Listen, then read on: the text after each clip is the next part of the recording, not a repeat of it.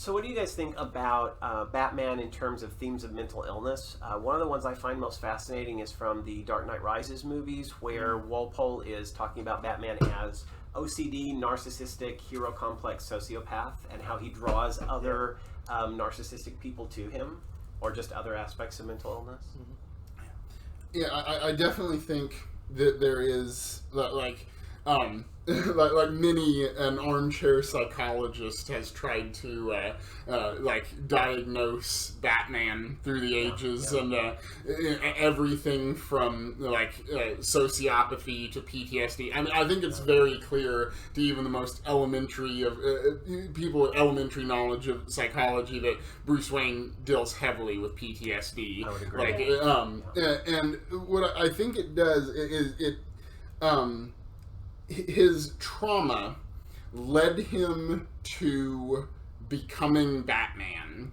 And then, being Batman is not a job free of its own trauma. And so it's this, self-reinforcing cycle of trauma where, the more he experiences the trauma, the more he devotes his identity to being Batman, to the point where Kevin Conroy, the voice of Batman in the Arkham games and the animated series, has said multiple times that Bruce Wayne is the mask that Batman wears. It's Batman has consumed Bruce Wayne's identity at this point, where that's all he is. And I see there being, I don't know if this is in a comic, but it should be. And if there's any comic book authors watching or listening that can make a Batman story, feel free to use this.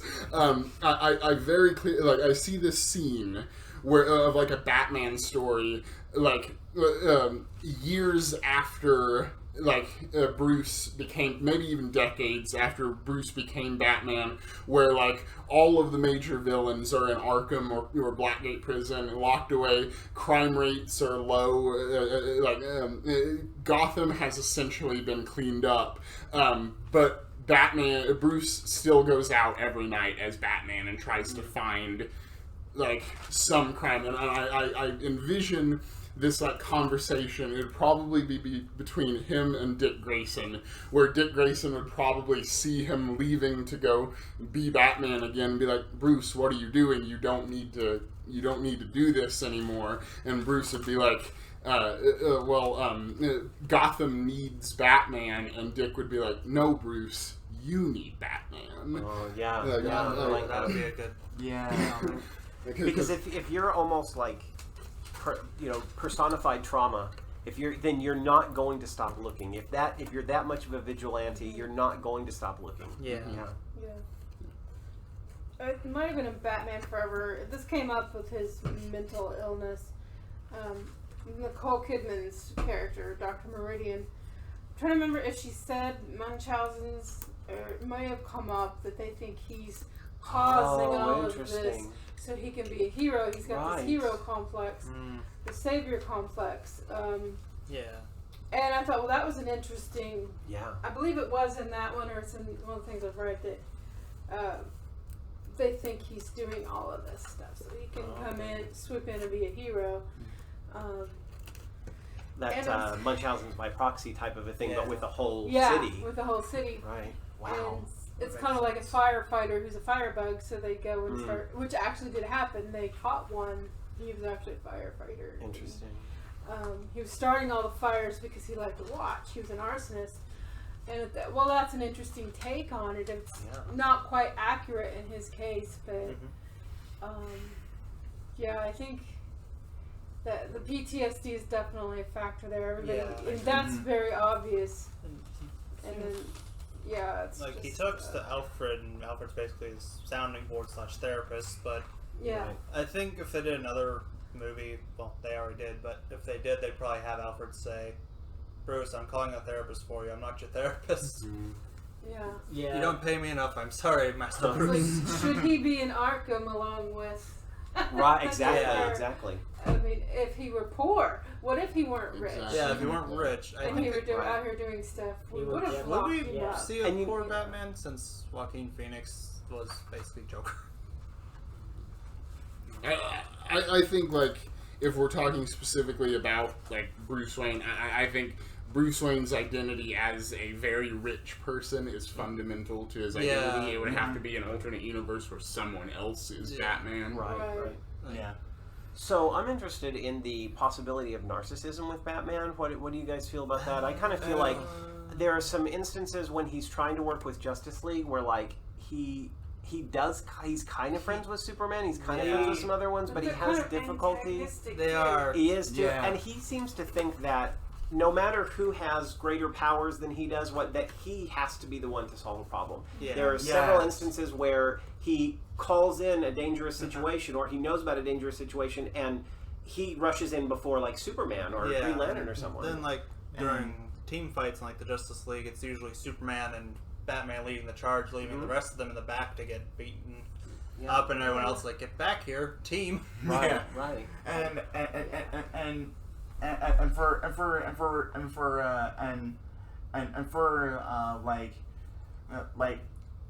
I'm sorry. No worries. And for the entirety of for how long, like, Batman has existed from like the late 30s, early 40s. We would assume that Batman would be like this narcissistic, narcissistic know-it-all, and we would expect him to like solve every single problem in this way. Cut that out, so that's no problem. But That'd be why I you can't can't remember have a exactly. relationship. Narcissists Right. can And, like, the destroy book- relationships. Yeah. Yes. They use others for narcissistic Like, supply, but they yeah. can't actually reciprocate. Right. And he kind of, you might say that he does that with the Robins. Right? Yeah. And I would say there's a He degree. does it with Alfred. Yeah. Oh, It's he true. does. It's for True Alfred enough, away, yeah. finally. I would say there is a degree of narcissism that is needed to be a vigilante, because what being Yeah. a vigilante Right. is going, I have this moral code that I believe is the one true way that society should I be have to run, impose on and therefore others. I will Yeah. impose it upon others, and my way is the one true way. I think that requires no small amount of narcissism. And it's Yeah. interesting Yeah. because the Joker Yes. brings that kind of into reverse in that sense of, like, if you want to follow your moral code, you can't kill me, even though I'm a villain. He really is trying to get Batman to contradict himself. Yeah. Yeah. Well, and then in Justice League, it gets into a pissing contest between all the men. And Wonder Woman's kind of like, okay, boys, you all want to be in charge type idea. And she's the one that's got the common sense, and she can just like, down, boys, down. Yeah, she's even in the... I'll get in there, Same with the cartoons, like, if there's, like, some big villain attacking Earth or whatever, Superman and Batman are always butting heads on how to do it. Right. Now, I would like to see more of that dynamic. And Diana's just like, sit down. He needs her to knock him down. He does. He does. In the Justice League and Justice League Unlimited animated series, as you really get to see more of the relationship between Bruce and Diana and Bruce and Clark, and you get to see, as well as in the comics, it fleshes out more of their relationship between Bruce and Clark, including them meeting as children at one point. That, like, Bruce and Clark are also two sides of a similar coin. And I can see that. Bruce cares a lot for Diana in, like, a potentially romantic way, but I feel like it's also more familial bent, probably. Because, like, in one episode where like, Diana gets tossed through the air and, like, a tower thing falls on her, and Bruce just runs over and starts digging with his bare hands to try and get her out, screaming her name. And then later on, when near the episode's end, when everybody sees that she's okay, she's fine, she looks over at him, sees the dirt on his clothes, and he quickly hides them behind his back.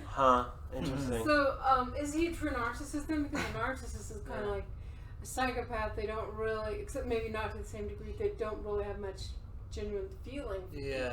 What's But interesting. he seems to. He cares about. Yeah, he does, and it's interesting. Like, I'm the one who brings up the possibility of narcissism through the Walpole comment in those movies. But if you also look at like Justice League Doom, his hypervigilance leads him to make contingency plans against all the main members of the Justice League, and then those plans are stolen and used against them. And then another, because they specifically say in that movie that he doesn't have a plan against himself, right? But then, but he tells Superman late in that movie, my contingency plan is the Justice League. And Superman, and he leaves the Justice League. Cyborg comes in and Batman leaves. He said, I'm not going to put up with this. If you guys have to consider to vote me out just because I did this, then I'm out of here. But Superman gives him a piece of kryptonite and says, I want you to be my contingency. So that's not a very narcissistic view of them. He has a genuine friendship with that one. Holding people accountable, which I think is what real friends do. So it makes you wonder, what's the difference between a vigilante and a narcissist? That's very, that fine line there, and he walks that all the time, that razor's edge all the time.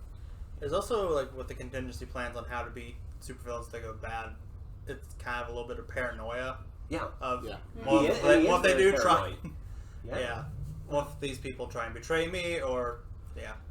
That's why he doesn't easily formulate relationships like with romantic partners or just friends in general, is because he's so paranoid.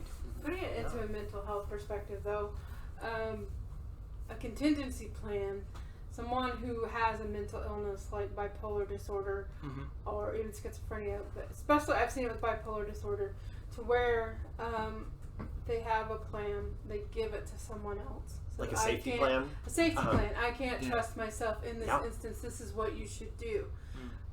To hold them kind of accountable. And I thought, well, it's brilliant. It works. And so it kind of is along that same vein. Like, if I go over that edge, somebody can pull me back or stop me however they need to. So it's kind of like, and the fact that he knows that he may need that may be a sign that he's not as mentally ill as someone who doesn't realize that they, who thinks they don't need a safety plan. But people who are like managing their mental illness, they have a plan like that because they're trying to be responsible, and they realize at some point they could be a danger to themselves or others. Yes. And so, Malachi, were you? I just wanted to say that that's almost the same thing with autism, and there's a little bit of a fine line with that. Now for me, I'm in the autism spectrum, and sometimes I would need I would need that sort of contingency in my life, because if I don't have that type of contingency, and I don't have that kind of sequence of events, and I don't have those. And I don't have these certain people in my life, and then I would just mentally shut off. And it's almost, and I feel like it's almost the same thing with Batman too, because it's because the way I'm thinking it is because that Batman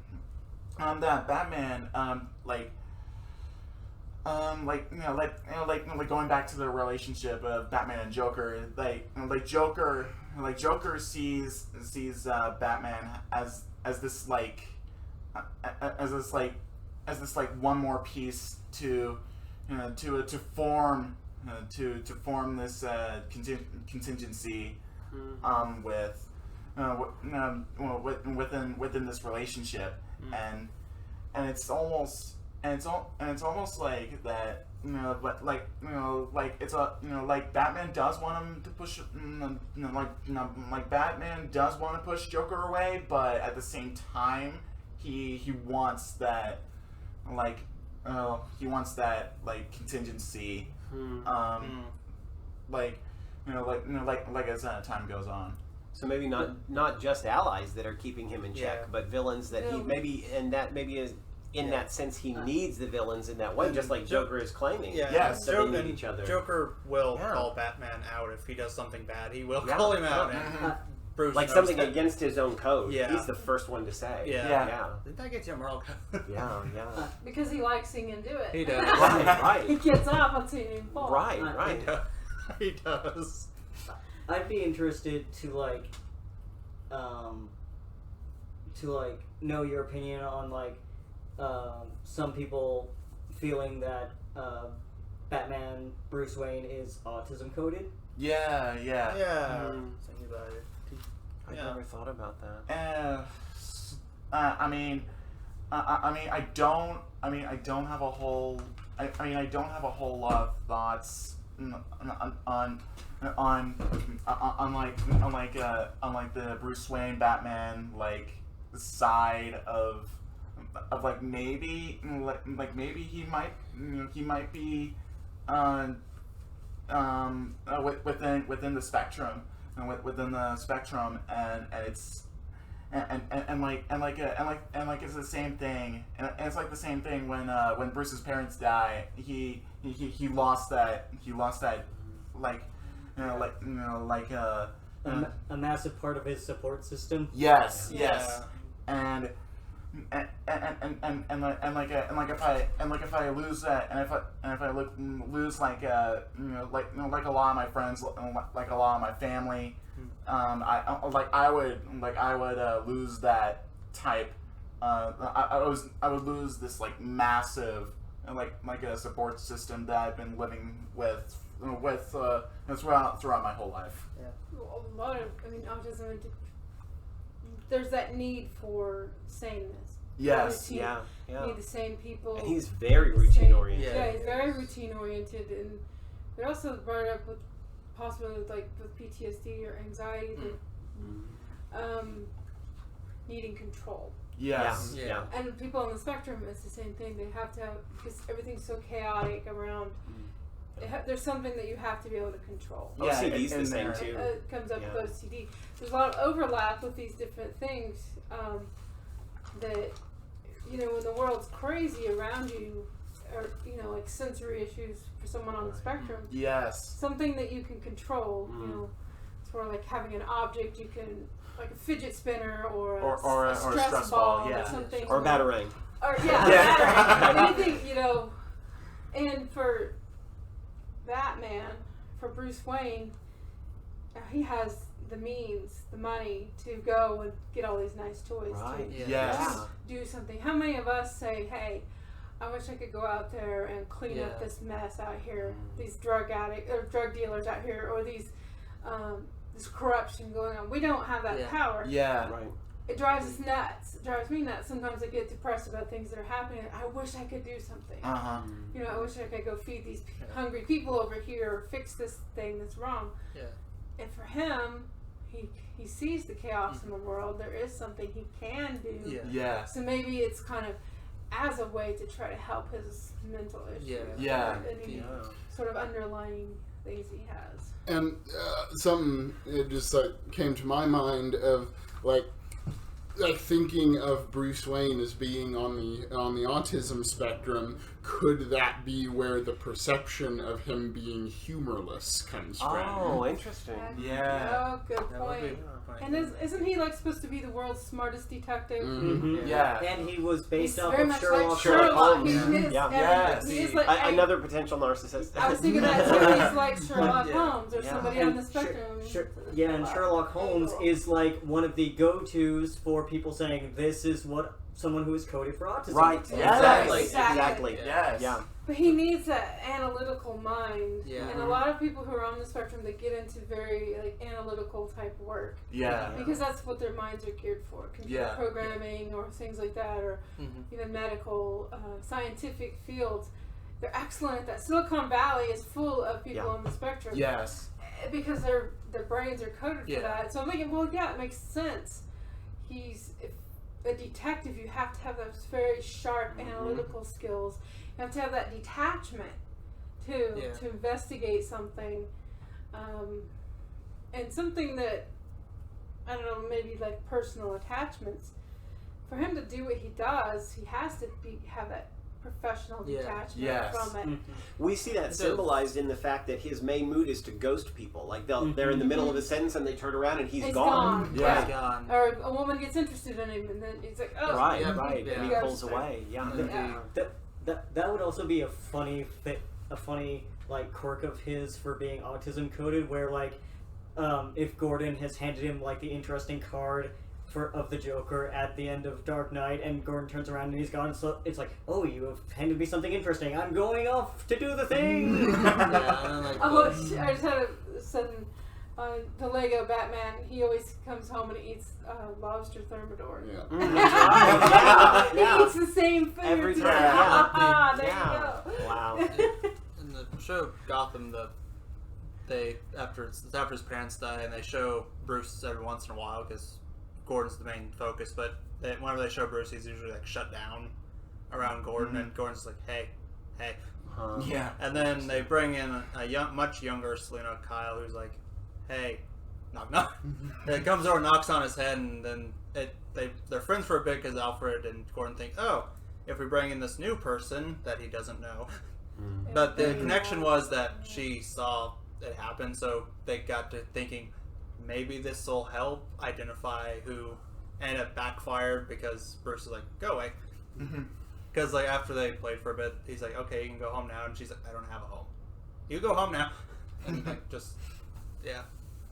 So him shutting down, was that, you mean right after his parents? Yeah, died? it's, even So which that's it was like a few trauma. months afterward, and they're still Okay, trying to, yeah.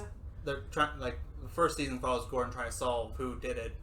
So And he's shut down for like a month, and they're trying to get a breakthrough in the case, and they think that they bring in Selena Kyle because she saw it, that it'll get him to tell her something, and Bruce is on to it immediately. He's like, they're trying to. But I mean, that's very accurate, especially for Yeah. trauma, especially for children. A lot of them, they will shut down because Yeah. they can't process. And like, Yeah. the first thing he What says they is see. basically like, they sent you here to make me talk. It's not gonna work. And then Interesting. she gets tired of him and then leaves / gets kicked out by Bruce and Yeah. not God. Butler's Alfred. Alfred. Alfred. Alfred's like, okay, fine. And then it goes into Bruce, you can't treat people this way, and Alfred's trying to like be the dad, and you can't treat people this way. Don't punch the kid for the watch now. And one episode, like he punches a kid because stole his dad's watch, which was very Oh. important to him, and they stole it right off his wrist, and he was like, Oh, right. and Alfred has to try and be that balance, but he really isn't equipped, so he calls Gordon sometimes to be like, hey. Because he does open up to Gordon a little bit, but not much as the show goes on, because, yeah. I think it's interesting with the character where it's kind of like his sexuality. Kind of people can read different things into it, and it has that kind of ambiguity again where. I think the best any stories number open of themselves to things. that kind of Yeah. ambiguity. And Right. it draws in people. It's great storytelling because it draws people in of all Yeah. sorts. I mean, everybody likes Batman pretty much. Yeah. It doesn't matter across the political spectrum, different nationalities, orientations, any sort of mental illness any of us have, including me. We can read different things into it. It pulls us in. And, you know, I chose this as a topic, as the first topic for Conscious Mosaic for a group of people because I was like, I think this will cast one of the widest nets I can cast. There will be enough people out there that will know about Batman, that will have Right. experience with Right. these narratives. Yeah. Yeah.